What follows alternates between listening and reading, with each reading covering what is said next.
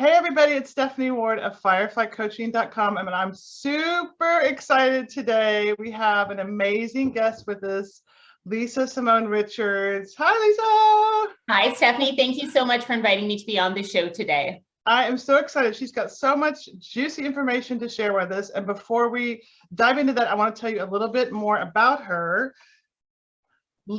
Simone Richards is a PR and visibility strategist for online coaches who want to get seen everywhere.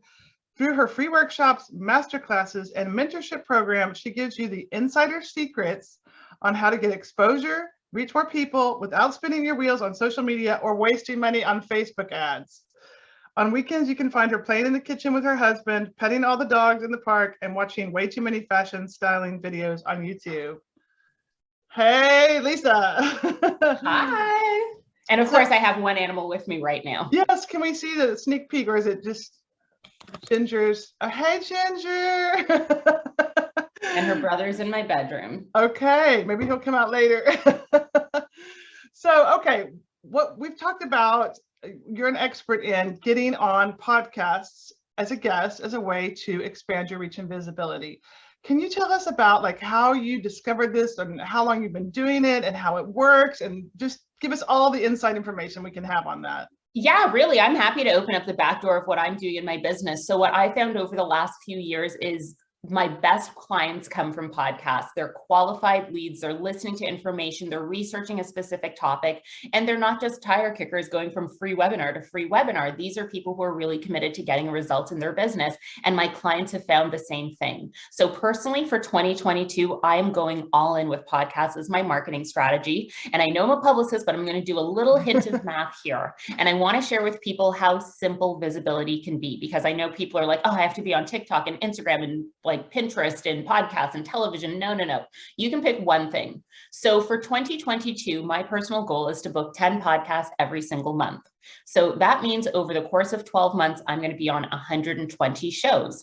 That means I'm creating 120 relationships. And granted, not all 120 hosts will end up being my best friend forever, but maybe 30 or 50 of them will become joint venture partners, people who mail for me, affiliates, people who I can do guest training in their masterminds. So beyond getting the exposure to over 100, the audiences of over 100 shows, at the end of every podcast, the host says, Lisa, where can our audience find you? And I always share a lead magnet so that I can capture an email to add to my list. So let's say, doing a little math here, Lisa gets on 120 shows in 2022. I get 10 people to opt in for each lead from each show onto my lead magnet. That's a pretty conservative, super low number, but I just don't want to be inflammatory. So let's say we just get 10 leads from each podcast. That turns into 1,200 new people added to my email list this year. And when I'm running Facebook ads, that's costing me $7 to $10 a lead. So that's $7,000 I've kept in my pocket from ads, which is awesome. I'm also getting in front of warm traffic, people who've listened to me, who know my content, versus cold traffic who has no idea who I am. They just clicked on something they saw on a Facebook scroll or an Instagram scroll. So we add 1,200 people to my email list this year. Email marketing conversion statistics say approximately 2% of your email list will buy when you put an offer out there. So 2% of 1,200 people works out to 24 new clients. Now I have a 5-figure offer, so multiply that by 24, and that's going to be a multi-6-figure difference in my year.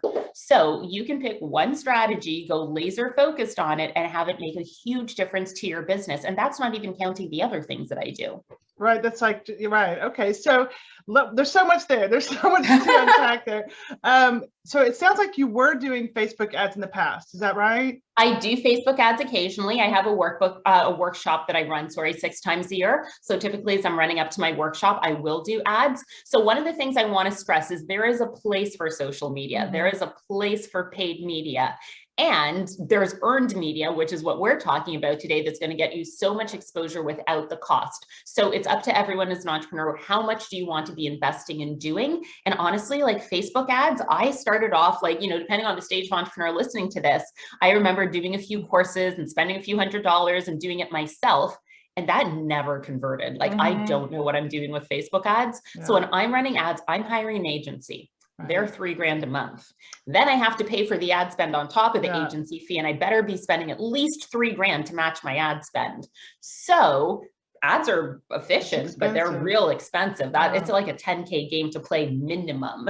Okay, let's leave the Facebook ads for now. Let's go back to what you're talking about with your personal goal of 10 podcasts per month. That sounds like a lot.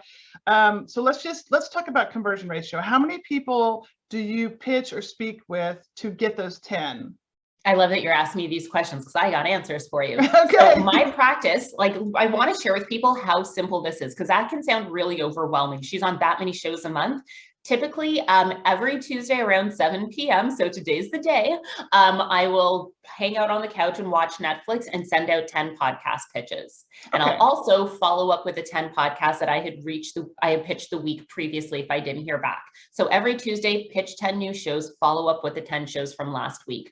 I can do that in roughly 30 minutes a week. So literally it takes me less than 2 hours a month to pitch about 40 different shows. And I'd say I'm averaging maybe 12 interviews a month. Again, I like to err on the side of caution. So I'll exceed the 120 goal. I think I've already done 40 and we're not done April yet. So we're just going to keep running this strategy for the year. Okay, fantastic. Is this your first year of fully implementing this, going all in on podcasts? Yeah. So last year I dabbled with it and I got results. And when people were joining my program, I would ask, how did you find out about me? Oh, I heard you on this show. Oh, I heard you on this podcast. So-and-so connected me to you, through somebody who I was on their podcast before. And then through that relationship, I got connected to something else. So I realized the source of a lot of my clients was coming from shows. So let me get on as many shows as possible to reach more amazing people, just like the clients I've loved working with already. I love that so much. And I talk about this as well. It's like, if you take a little bit of time and analyze, and it doesn't have to be super scientific, but just take a look at what's working and just do more of that. It's like, can it really be that simple? Why, yes, it can. We don't have to complicate things. I mean, I love that you just were like, hey, this is working. Let's go all in, which is super smart. Okay, so we know the numbers. I can already imagine people asking, that's nice, Stephanie, but where do you find these podcasts? So really, I have a really easy tip for getting started.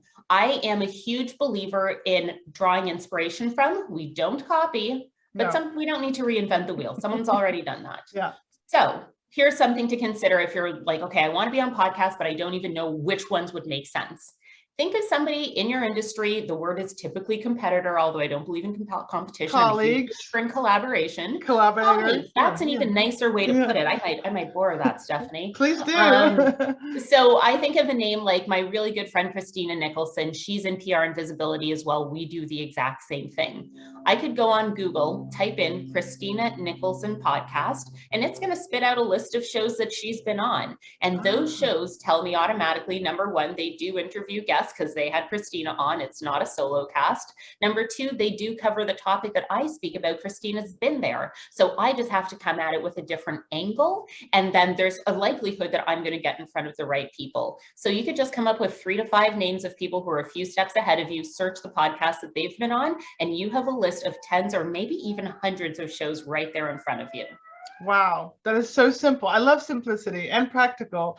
And just to clarify, what I think everyone gets what you mean by a solo cast. Some podcasts, they don't ever have guests, right? It's just one person talking. So that's what you mean there. Okay, so we've got the numbers, the conversion ratio, how to find them. Now, what do you say to these people? How do you get on to this podcast? How do you make it interesting for them? Yeah, the number one thing that I teach people when they're coming up with what to pitch, and just in case people are thinking, wow, every week she's coming up with new ideas, I've been using the exact same podcast pitch since August of 2021, and it's now April 2022. So come up with a really key core message that, someone just getting into your brand and personality can adhere to, that they can understand, and just talk about it over and over again. It gets very boring for me, but it's a new audience every single time that's hearing it. What was the question that you asked me? I kind of deviated and I want to come back to it. So we've got the numbers, we found them, but what do we say to them? How do we get them interested? Exactly. Yeah. So what I was leading with here, while I have the same pitch that I send out, I lead with value. So if you're going to reach out to a podcast host, someone who you'd like to do a guest train their mastermind, you'd like to go live in their group, you want to train in their mastermind, whatever it is, lead with value. I see a lot of people begin their pitches with, hey, my name is so-and-so, and I have this course, and I went to school here, and this is my life story. Can I come on your show and talk about my program? No. Like, I mean, I'm sure nobody listening to this is going to be that extreme, but when you can shift the language to really be about your listeners care about XYZ, your audience is looking to create this result, and here's how I can contribute to that conversation. And at the end of an interview, here are the 3 big takeaways that they would have. When everything is focused on the value for the audience, because that's what the host cares about. They created their show to cater to their listeners, not to give you a free advertisement. I say that with love, but it's the truth. And when you shift to that perspective, other people feel it, and then the intention is there, and you're way more likely to get a yes. Yeah. Even a really easy litmus test people can do is when they're writing out a pitch and looking at sending it, before you hit send and you think it's perfect, scroll through the left margin of the page and see how many paragraphs begin with I, me, or my. And if you're seeing that over and over again, that means you're just talking about yourself and you're not making about the other person.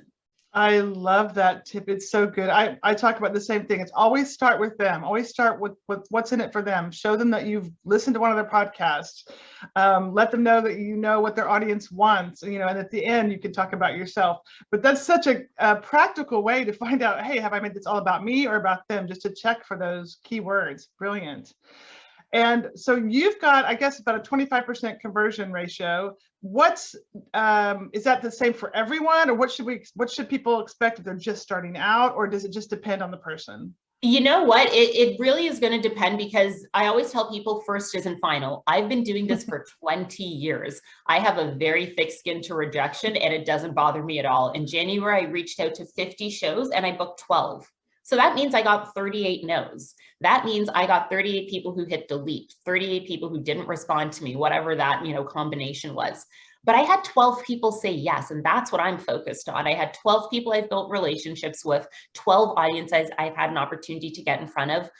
So other people said no to me, like I'm no worse off for it. So I think once we can get past that fear of rejection, be like, okay, I'm exactly the same place I was before. Let's keep going. Then it just becomes really easy, and it just kind of bounces off of you. So again, it's going to be different for everyone. When you come up with a good message that works, I can't even say it's going to be 1 in 4 or 1 in 5, right. But I think that like a 1 in 4, 1 in 5 is probably a safe bet. If you're booking like 50% of the shows you reach out to, you have come up with a killer pitch and a killer topic. Right. Oh, I love that so much, because I do know that that's a big problem for business owners, the fear of rejection. I don't want to hear no. And I'm always like, well, no, every no gets you closer to a yes, and don't take it personally. Like you were saying, just, okay, fine. No is no. And I just think about if you had stopped, at, I don't know, 3 or 4 and 5 or 6 and said, well, this doesn't work. But if you do 50 and you get 12, that is amazing. That's absolutely amazing. I mean, that's thousands and thousands of people that you were in front of just because you didn't let it bother you. So that's exactly. I think one of the realities of business is it is a numbers game. The more people you have sales conversations with, the more sales you're going to get. So we have to ask ourselves, what am I going to allow to have power over me? Am I going to let the fear of rejection, the fear of failure get in the way so that I feel safe? Or, if I know that I may have to risk 5 no's, but I'll get that 1 yes, and one of those clients will enroll my $6,000 program. Is that worth 5 people saying they didn't want me on their program to get a 6K return? I'm willing to swallow that, no problem. Yeah, absolutely. Well, and I always say, like I said, it's, it's not necessarily personal, and no now doesn't mean no forever. Do you ever go back again, or once it's a no, do you just let that go? Sometimes if I think a show is a good fit for me, I might come back to it with another topic. But honestly, the truth is I like to make my life as simple as possible. So given that I found a pitch that works pretty well for me, I have a list of podcasts that maybe I'll come back to one day, but I keep finding new shows all the time in new communities. So I kind of don't really put myself through the effort of coming up with a new pitch, to be completely transparent with you. I like that idea. And anyway, who knows, maybe 4 years, 3 years from now, they'll be coming back to you and you'll be like, no, it's not a fit for me. I mean, you know what I mean? You just never know. So again, and no one's wrong for it. Like if the idea that I'm sharing with a show isn't the right move for their audience, they know their audience the best. It's just like you said, nothing about it is personal. Okay, cool. I think we've covered all the bases of what people need to do to get started. Do you have a free pitch sheet? Is that what do you call it? I do. Yeah, one of the compliments that I'm so lucky to receive from podcast hosts frequently is they say, Lisa, this is one of the best pitches I've ever gotten. I can tell you've really listened to the show and you've done your homework. And then I feel really guilty because I'm like, I changed 4 lines in that. So for anybody who's like, okay, I'm interested in pitching and getting on a podcast, I'm enrolled. I see how it can convert and build my awareness, my buzz, and my credibility, but you're not quite sure what to write or how to write it. You can head over to www.theperfectpodcastpitch. And that's where you can download a copy of the exact template that I used to get featured on Abby Herman's show, The Content Experiment. And then she later became someone I did a joint venture webinar with, and we made a co-offer together. We've done summits together. So a bunch of things have rolled out of one partnership. You're going to get my word for word pitch. And I'll also give you a fill in the blank template, so you can actually just drop in your own content and have your own version. So again, that's available at www.theperfectpodcastpitch.com. That is amazing. So I'll put that in the links in the show notes and make that available for everyone. And I do want to, it just occurred to me, I do want to say that Lisa did not pitch me for this. This is another benefit of being out there and being visible. I saw her co-hosting a summit, and she was amazing the way she was introducing guests and weaving the topics together and keeping it fresh and, you know, keeping the energy high. I was like, oh my gosh, I have to have her on my podcast just because I saw her there. So she didn't even pitch me. So all the ones she's got, plus this, there's other people just approaching her. Does that happen a lot to you? Thank you so much. I really appreciate that feedback, Stephanie, truly. And one of the things, again, that I share with my clients is in the beginning, when we're looking to build that awareness, that buzz, that credibility, I keep coming back to those. They're my ABCs of visibility. The truth is, in the beginning, it is proactive. You are pitching television shows, you are pitching stages, you are pitching podcasts. But after maybe about 18, 24 months of putting yourself out there, your name becomes known and offers start coming to you. So I know in 2019, it was 2020, 2021, when a lot of us were at home, I didn't pitch any speaking opportunities. 2016 through 2019, I was traveling across Canada and the States, speaking on stages all the time. But by 2020, like, people just asked me to come speak at their virtual events. I didn't have to pitch myself once. And I think I probably did somewhere between 6 and 9 virtual stages that year. So to just have your name out there, develop the relationships, have people say, oh, the topic's about this, I know someone who'd be awesome. Invest just a year or two in getting your name out there. And then all of a sudden, everything becomes reactive. One of my clients, even, I worked with them in 2015, maybe 2015 through 2016. Let's say we were together for about 7 months in my agency, and we got them on national television. We got them in magazines. We got them on radio. And now I haven't worked with them since 2016. It's 6 years later. They still are a #1 award-winning business in the city. They're still writing articles for magazines. Like, people come to them now. Wow, I think that's such an important part of this. It's like, yes, it works as a strategy and you can continue with it and you will continue to reach new people and get new clients, but the compounding effect, it's almost like, you know, compound with money, the compound effect of your presence and visibility just keeps paying off over time, and with relationships and connections and publicity. So that's another selling point for getting yourself on podcasts. So fantastic. One last question before we wrap up. Because this is the Meaningpreneur podcast. What is it that you love the most about being a Meaningpreneur? I love, and other publicists are going to hate me for this, Uh-oh. but I love teaching a skill that people can lather, rinse, and repeat and use over and over again, and honestly not need me anymore for. My business coach would disagree with that as well. But after 6 months, my clients don't need me. They know how to do it. One of my clients, she had never been on TV in 2019, and to date, she's done over 60 segments with Fox. You said 60. 60. And she pitches herself. She has a relationship. It's gone from sending an informal pitch to sending a text message. Like, she's that chill with the team now. So to be able to give people a skill that they can use for the life cycle of their careers, that's meaningful. I know we see so many ads like, make 6 figures in 6 weeks on the beach while sipping a margarita. Right. Like, that stuff is fancy and it goes away. It's just a new platform. You're going to have to learn something else in 3 months. But to teach something people and to teach them how to fish, and they can do it over and over and over again and see the results from it, that's really meaningful for me. Like, going on their websites and seeing that I haven't worked with you in 7 years and you're still booking 3 of the biggest morning shows every single month. That's meaningful. Oh, I love that so much. That's so powerful and inspirational. Wow, there's so much to do now. Everybody's got to go get busy. So thank you so much for sharing your insights. We'll definitely download that pitch and make that available. And hopefully we'll be seeing more people out in the world because of your excellent advice. Thank you so much, Lisa. You're so welcome, Stephanie, and thank you so much for having me today. And for everyone who's listening, make sure this isn't just a page full of good notes. Do something with it. Pick your action item and put it into practice. 100%. Action is where it's at. Thanks so much. See you guys next time. Okay, let me get my peepers here.